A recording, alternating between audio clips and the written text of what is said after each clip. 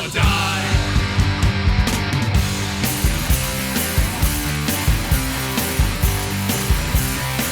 Welcome to Hardfire. I'm Ronald WIECK, your host for a three-part debate on the collapses of the Twin Towers. We're going to touch on related subjects, but we do want to take advantage of the professional expertise of our guests. Here in the studio with me is Tony SZAMBOTI, a mechanical engineer who works in the aerospace industry. Our other guest is coming to you on webcam from California. He's Ryan MACKEY, a NASA engineer. If you watched his three-part lecture on the physics of 9/11, you know exactly the extent to which Ryan has mastered this subject. I'd like to begin with my customary disclaimer. I am not neutral on the subject of 9/11 conspiracy theories. I find them baseless and pernicious. I particularly don't like many of the people who promote these theories, my present guest accepted. Having said that, I should provide an example. David Ray Griffin refuses to debate. He refuses to take questions. One of the reasons he refuses is that he says things that are untrue, and perhaps more importantly, he knows them to be untrue. A case in point, in his book Debunking 9/11 Debunking, he mentioned that airphones had been removed from American Airlines domestic flights. He uses this information to accuse Ted Olson of some vague complicity in a conspiracy that led to the death of Olson's wife. Now, what does he base this on?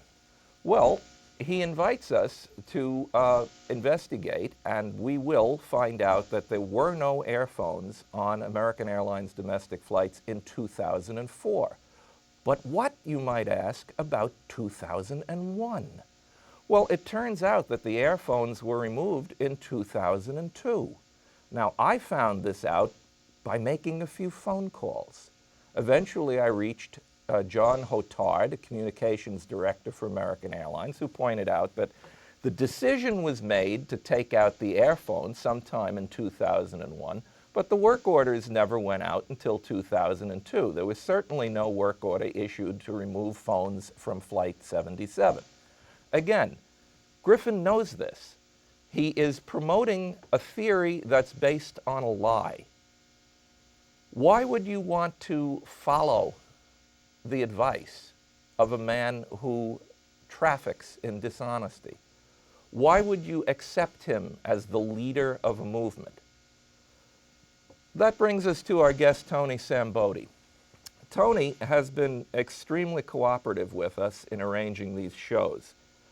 He believes that an open and free debate is important, and obviously that's why he's one of our guests today. So before we move on to Tony's particular critique of the mainstream account of 9/11, I'd like to ask Ryan MACKEY to define for us a concept that he introduced. Ryan, you talk about irreducible delusion. Tell us what you mean. Yes, certainly. First of all, let me just say thank you for inviting me back, and Tony, it's good to talk to you, not quite face-to-face, but it's much better than faceless words on the internet. I don't have the same kind of disgust for members in the truth movement that Ron probably does, because as people, we have this strange ability to fool ourselves. This is true for everyone. This is true for you. This is true for me. And one thing that can happen sometimes is if we have a belief, if we make an assumption that isn't correct, it's sometimes very difficult for us to let go of that belief. So what can happen sometimes is if, for instance, I was to believe something that was wrong, but I come across some evidence later on that contradicts that belief, I'm not necessarily going to just abandon that belief. It's difficult for me to stop and say, I know I've made a mistake. What's more likely to happen, what happens a lot of the time, is I will try to come up with an explanation that keeps both of those two things together. I'm going to come up with a more complicated story that preserves my original belief and seems to explain away this new evidence I found that contradicts it. Now, this can happen over time. And if I do this more and more, I'll get further and further away from reality because I wind up making more and more excuses for myself. But if you want to solve that problem, the way to do it is not to deal with the excuses. The way to do it is to go back and reevaluate your assumptions. And at the core of that, a lot of the time you'll find there is this assumption down at the bottom lurking there that is really causing all of this confusion. That is what we call the irreducible delusion. You can't refine the problem any further than that. This is the root. And if you find that root, you can pluck it out, and then you'll understand what's going on in much better detail. With that in mind, Tony, I'm going to ask both you and Ryan, are your beliefs hardened into stone? In other words, are you persuadable by argument from the other side? Oh, absolutely. If somebody were to give me arguments that were sound, my whole problem is I don't believe the NIST report is sound. And we'll get into that in the show. Now, I'll give examples of just why I don't believe it's sound, and that's not delusional. I'm looking for a sound solution to the problem, and I don't believe we have that at the moment. Okay, Ryan, I don't want to put words in your mouth, but can I assume that as a working scientist, you are always prepared to have your assumptions or hypotheses falsified? Oh, absolutely. And I'll go into more detail. I can be convinced, and I'll tell you exactly what it will take to convince me. What it will take to convince me is I need to see an alternative. Think of sitting on a jury. If the defense attorney says my client didn't do it, there's reasonable doubt, I need to see that reasonable doubt. I need to see an alternate narrative that explains all the evidence I've got, that makes sense, that isn't laughable, that is the kind of thing that I can test. I can stack it up against the theory that I've already got, which I believe is quite sound once you understand it. And I need to be able to compare those two on equal footing and see that yours is at least as good or better. And so far, I haven't seen it. It's been many years now, and I haven't seen anything that even approaches the level of complexity, the level of completeness, the level of cohesion of the theory that we have now. Okay, Tony, I know you're champing at the bit to get into the meat of your argument, but just again, as background for the viewers, we will comment extensively on a paper written by Zdeněk Bezant and other associates. Bezant is a professor of engineering at Northwestern University. And your criticism of the paper is that you feel that there is a phenomenon that can't be accounted for by a gravity-driven collapse. There's a phenomenon present in Bezant's analysis that he doesn't satisfactorily account for. Now, before we go ahead with your specific critique, there's one point I want to hammer home here. Bezant's paper is frequently misrepresented by conspiracy theorists. Ryan, I think, will back me up on this. It was not Bezant's purpose to model the collapses of the towers exactly. What he was doing is he was presenting a limiting case. His analysis is biased in favor of arresting the collapses, and he shows that even under these most favorable of circumstances, the buildings would have still fallen. Ryan, am I misrepresenting Bezant? No, that's pretty accurate. You need to keep in mind that that paper came out only 2 days after the collapses, and Dr. Bezant did not have a very detailed understanding of the construction. He hadn't gone over thousands of videos, he hadn't picked through debris, so it's an estimate, and there have been many refinements. Can I interject here? Sure. Yeah, right. He's had several revisions since then, and it's 8 years now, and he hasn't changed that original paper. Well, he says in the paper that if he's wrong by a factor of 2, it doesn't matter. He's certainly wrong by a factor of 10 on the stiffness of the columns. No, that's not true either. Well, Okay, let's be a little more systematic. I'm going to turn it over to Tony. Okay. What is your critique of the Bezant's critique paper? I have is that when you have a building that is built to handle many times the actual load above it, the static load, if something breaks loose, that load cannot destroy the building under it, which is designed to handle several times. In the case of the towers, it was at least 3 times the factor of safety on the columns below the upper part of the building that started to fall. The way it can happen by placing it on it. And I'll give an example for people who aren't familiar with this. If we had a TV that weighed 40 pounds and it was sitting on a table that could take 200 pounds, obviously people can imagine that that TV, when it's sitting on it, can't break the stand. But if you lift the TV up 4 or 5 feet or whatever, and I'm just saying this hypothetically so you can imagine it, and you drop it on it, you could picture that it may have a chance of breaking that stand. And the way it does that is that TV, when force is equal to mass times acceleration, and when a TV is just sitting on the stand, the acceleration is 1 unit of gravity. When you drop it on it, it actually decelerates at many times the rate of gravity, and that actually amplifies the load.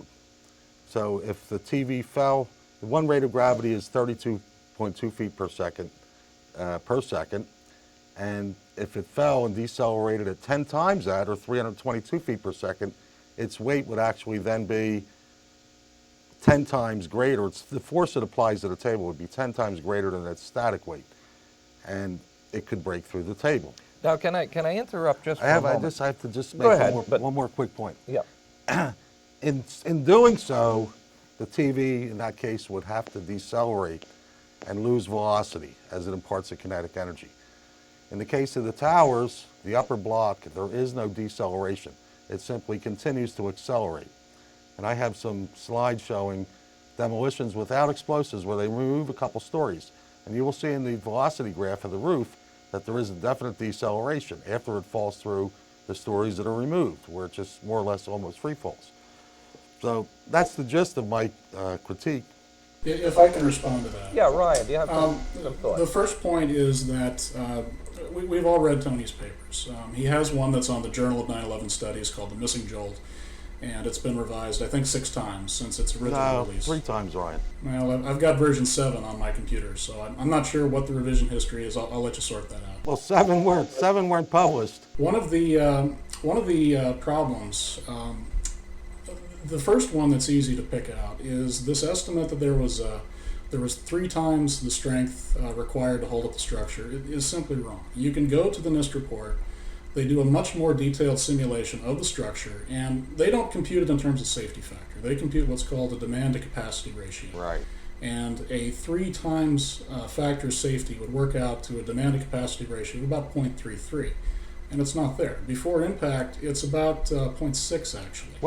After impact, it's greater than that because you've done some damage to the structure. So there is some reserve capacity, but it's not that much. What was the reserve capacity of the perimeter columns, Ryan? That had to take wind and seismic loads. I'm talking about the core at this point, and okay. It really doesn't matter because you can't have those two things stand independently. The first thing that breaks is the weakest link in the chain that's going to set off the collapse. So you don't have that factor of 3. Now the other problem that is Tony has made this assumption, this is really the irreducible delusion, is that once the structure starts to move, that falling structure is going to be carried by the columns as though they were completely intact. And that isn't true. The structure has been damaged. Those columns are not going to land squarely on other columns. Now this is an assumption that Dr. Bazan made in his original paper, but that's because he's doing a best case. He's doing a limiting case. In reality, we know for a fact, a very simple geometrical argument will show that that weight was not landing on the columns, was actually landing on the floors. And the floors simply do not have the strength to hold that up. They were never designed to carry the upper structure. What basis do you base that on? I know a lot of people try to say the columns were misaligned, and on the videos I see, it comes down pretty straight for a few stories. Well, wouldn't that be explained by the tilt, Ryan? Yeah, would you like to go to my slides? I can show this graphic. I saw your slides. Ryan, before we go to your slides, there's one point I would like to clarify for the people who are watching. Like me, they lack a technical background. Inevitably, the name Anders Bjorkman is going to come up. Now, you're familiar with the poster who calls himself Haywa. Right. Now, Haywa, I am not making this up, Haywa believes that if you lift the top third of the building 2 miles into the air and drop it onto the bottom 2/3, well, as he puts it, a new equilibrium is established. He doesn't think that everything is reduced to rubble. That's ridiculous. No, what he states. Well, first we would agree that he states exactly that.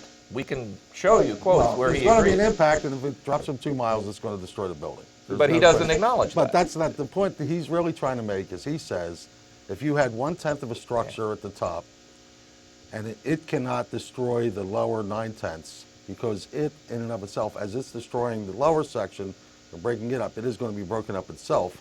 And loose rubble doesn't have the mass participation. It doesn't hit, it hits like loose items. For instance, if I dropped a draft of 2x4s, they're all banded together. Yeah. 200 2x4s together onto your roof from 50 feet up would probably make it a hole in the roof. But if I drop those 200 2x4s one at a time, there'd probably be no hole in the roof. Not one at a time, but what if you untie them and drop them simultaneously? You'd have to hit exactly simultaneously. Otherwise, you're taking the hits. Ryan, would you clarify this? Because this is what I don't quite get. In other words, if I have a large sack and I've got stone, rubble in the sack, and I drop it on something, obviously there's a tremendous impact. Now, if I get rid of the sack and I pour the same rubble, don't I get essentially the same impact? You do, and if you want to, there are some interesting videos on the internet where people have done stunts where they take a steam shovel full of water, dump it on a car, and the car is flattened instantly, or with gravel. If you There is drop a mass things, participation factor here, Ryan. hang on a second. If you drop things slowly enough, it is true. And in fact, Dr. Bazant mentioned something like that in the addendum to his original paper. But slowly here is very slowly. It has to be so slow that the structure has a full elastic response before the next piece comes down. Right, it has That is not happening in the towers. In the towers, you have this entire mass coming into contact in a fraction of a second. And it doesn't matter if it's in one piece or many. Let's not talk about the rubble yet. Let's talk about the initial fall. There is no jolt, and in these other demolitions, there is certainly a jolt that is measurable in the velocity curve, and that makes sense physically. But before We we don't see that pass with the this towers. point, there's something that we really have to clarify. When 13 floors, the impact zone and above, when they give way and they start to descend, surely they hit the next floor rather than the entire rest of the building. Yeah, but it's transferred. The load is transferred through the rest of the building. They do, if there was an impact, they still have to break that floor. And to break that next floor, which is able to handle several times the load above it. Not 13 times. No. Well, hang on a No, second no. here. Tony, you're on record giving the weight of the upper mass and the amount the floors can handle. Do you remember those figures?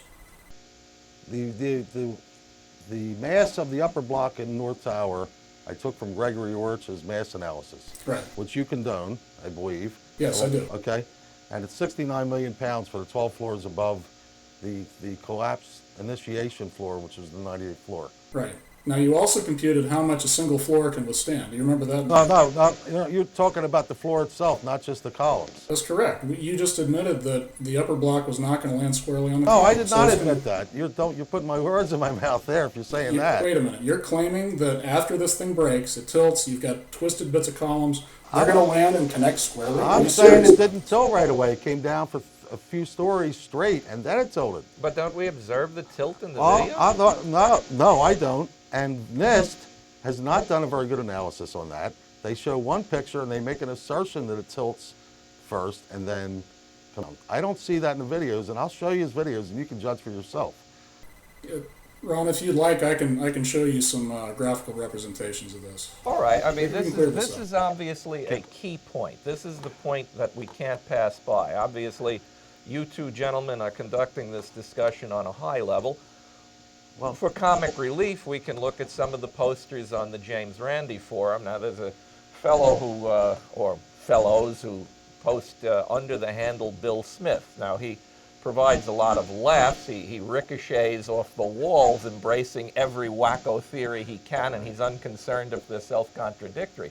But his carencia, you know, a term from bullfighting, the area of the ring where the bull retreats to when it's making its last stand, his carencia is that 1/9 of the building can't crush 8/9 Well, of the building. he goes with Anders Borkman on that. Yeah, but I mean, this is a no-planer argument. The no-planers say that a 150,000-pound plane can't destroy That's a not necessarily skyscraper. true. You look at demolitions, and the engineers, people that engineer these demolitions have to decide how much mass above, and where they need the initial collision to occur, how much mass is above that, so that, and they have to develop enough momentum. They have to let it fall enough to develop enough momentum so that upper mass can crush the lower mass. But not to get They ahead of use it ourselves, rather. that's why demolition experts place their charges very low in the building. not on the No, 92nd no, floor. That's not necessarily germane to the argument. You can demolish something from starting at the top or the bottom. It's still simply a structure. You just have to have enough structure above, and you have to drop it enough so it has enough momentum to crush what's beneath it. Okay, but now Besant says that the momentum available from the falling top block is greatly in excess of what is needed to affect this global collapse, Well, this floor-by-floor global collapse. Besant did not consider, we looked at this energy, we looked at the amount of energy to collapse, and that when the upper section of the building that started falling hits the lower section, it's going to apply a force to the lower section, and the lower section is going to apply a equal and opposite force to the upper section. So we looked at, myself and a civil engineering professor, looked at the energy to collapse the columns on either side, just the first floors on either side of that first collision. And what we looked at was the elastic energy, the plastic energy, and the buckling energy dissipations on the columns on either side. Besant only looked at the buckling dissipation energy on the lower section. He did not look at elastic or plastic deflection, and he looked at none of those three things for the upper section. And the only place the energy can come from is the upper block. So its energy drain is a function of the columns being destroyed on the lower section and the upper section. He only looked at one part out of those 6 features. Now, Ryan, you went over this in your lecture a few months ago, but would you care to make the relevant comments here? Yeah, I mean, we're getting a field. The thing to keep in mind, again, Dr. Besant's first paper is an estimate, and I also have some differences with it. I think we can do a much better model of how the collapse really progressed today and show that, in fact, he greatly overestimated the area. But even if we assume that as gospel, what Tony's saying is not correct. It is true there is an equal and opposite force at the interface, but there's a couple things that he's done that aren't right. One of them is, again, he's overestimated the strength of those columns. The second one is, in his paper, I think you're talking about the one with Frank Legge, you've made the assumption that the columns would fail in compression, would fracture, they wouldn't buckle. That assumption is wrong. So as a result, you've overestimated that amount of energy. A moment ago you said you accepted Gregory Urich's weight calculation. Well, Gregory Urich, who was not by any means a government stooge, he used to be in the Truth Movement, he may still be in the Truth Movement, he did an updated calculation where he took Dr. Besant's paper and he improved upon it. And he said that, yeah, that the result they worked out was a little bit optimistic, but nonetheless, he also confirmed the result that you would expect to get a total collapse, even if you were failing all the structural members. But again, this misses the point, because we know for a fact that assumes you've got column-on-column contact, you've got undamaged structure below.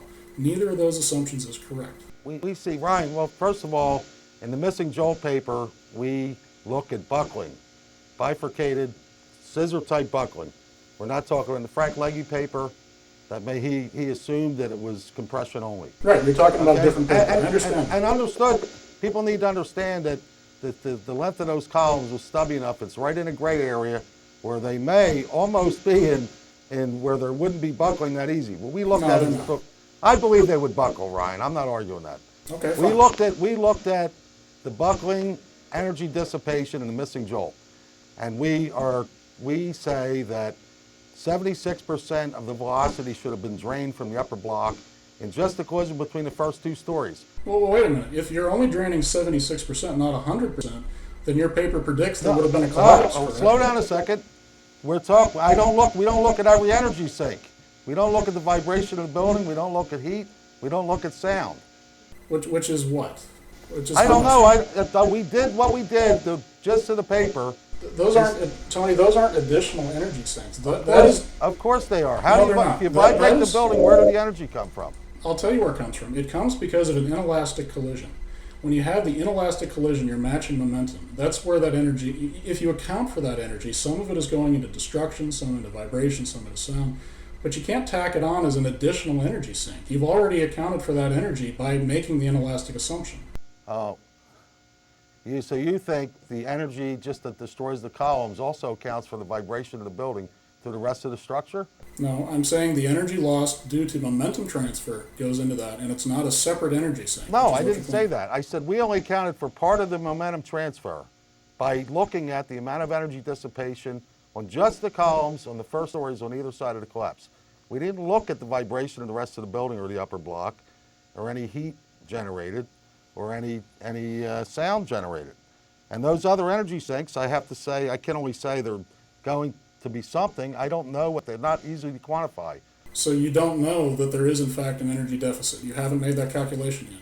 Well, we don't know how much Well, more I energy. rest my case. How much more energy would be? I don't think you can rest your case. You don't have a jolt, and you don't have a way to destroy the lower section of the building. You don't have an amplified load. But the other physicists on the James Randi Forum, people like Dave Rogers and TFK and Newton's bit, they keep making the point that the jolt you claim isn't there shouldn't be there, that we should not expect to see this jolt. That's just an assertion, Ron. You have to tell me more about what they're saying. I have an idea what they try to say. Well, I'll be glad to tell you. Yes, Ryan should be able to make their argument. Yeah, I'm not sure we have time in this particular show, but the fact that there isn't a jolt is interesting, and that helps us understand the way the collapse really happened. We can't see through the debris cloud very well. We can't see what's going on in the interior. So looking at something like this will help us understand what the mechanics were inside the building. But under no circumstances is this proof that explosives or thermite or something crazy was used to level the building. It's just one of those things that helps us understand what happened. That's all. Well, it does say that what Dr. Bazant's initial theory that there was an impulsive load or shock load is not correct. It was an early paper. We Yeah, know that. I'm It's not a limiting arguing. case. This is a debate. We're just saying we've learned more. We now see there is no jolt. And what other mechanisms could cause it, even innocently? I'm not out of position to accept that if I see solid evidence. I don't see what the NIST did at the present settling that question. But that wasn't what they were charged to do. They were only looking at why the collapse initiated. Well, but They didn't Ryan, concern themselves with they the depend collapse. on they depend on Dr. Bazant. You have Dr. Shyam Sunder, the lead at NIST, saying, the amount of kinetic energy was just huge. But He my was point implying is- that it came down and there was an impulse and a deceleration, and there isn't a deceleration. The thing just continually accelerates I through the agree. lower structure. But And you we have to shouldn't- look at that. And that means NIST is wrong as well as Bazant on their initial impressions. But that doesn't mean that the collapse was not expected. You don't have to limit yourself to NIST. Other people have looked at this. And we have a perfectly credible explanation for why there was a collapse and why there was no jolt. Well, I haven't seen that yet. Okay. Well, when NIST simulated the collapses, surely you must think that there are errors in their methodology. Well, I do see some errors in the methodology, and Ryan, I think, knows what they are. Well, could we explore that a little bit in the time we have remaining? Yeah. Well, what NIST does, they go up to the point of collapse initiation, they call it. All right. Well, we're going to pick up in our next segment. We thank Ryan Mackey and Tony SZAMBOTI for a stimulating discussion. We hope you enjoyed it and learned something from it. We look forward to seeing you on the second edition of this three-part debate. I'm Ronald WIECK. Thank you so much for joining us. Good night.